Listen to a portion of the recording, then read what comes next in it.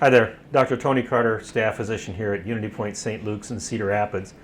I've been asked to talk a little bit about the injuries and the injury patterns that we're seeing from this Derecho type of windstorm that we had come through Cedar Rapids a week ago.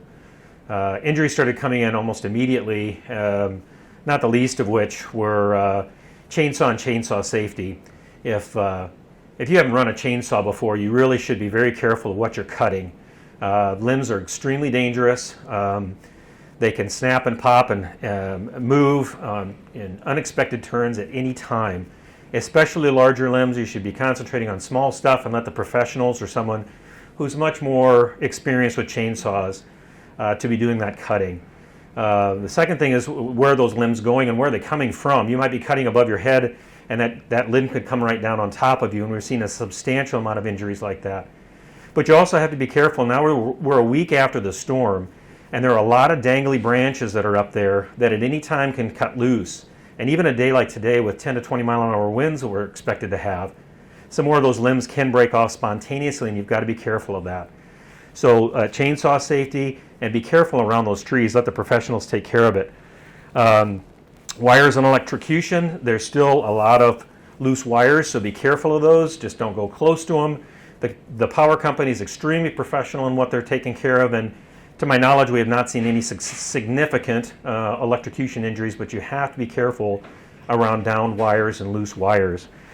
Be careful if you're doing some of your electrical work in your house too, because you know those 220s coming off of a generator are just as potent and can do a lot of damage. A lot of laceration repair. Wear protective clothing. Wear your gloves, wear your long shirts, wear pants, especially if you're cleaning up that tin, those sharp edges. And also wear shoes and good boots, because a lot of puncture wounds are coming in. Just treat every shingle that you see as having a potential to have a nail in it. Lots of puncture wounds to the feet that we're seeing as well.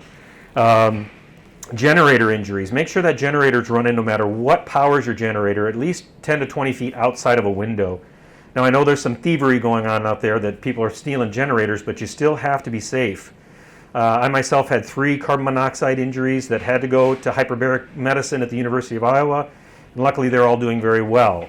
But we don't want to see any more of those because they can be very, very devastating. So carbon monoxide also from those generators, be careful around those because they're hot, and there's a lot of hand burns, side burns, and also burns coming from fuel fires. People are burning all these trees.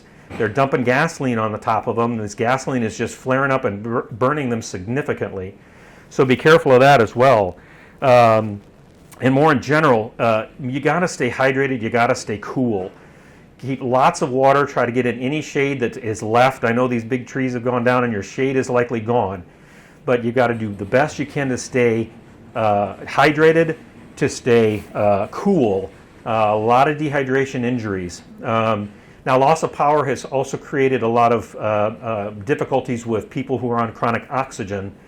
We've taken care of most of those here at St. Luke's, and we housed them for a while, and now a lot of them are at the Palo Community Center. But if you still have problems with that, please contact your resource people who give you the oxygen, or contact us in the emergency department. We get some resources for you. So hopefully we can avoid having any problems, especially with severe tenuous COPD patients that are requiring that oxygen. So that's just kind of a big rundown.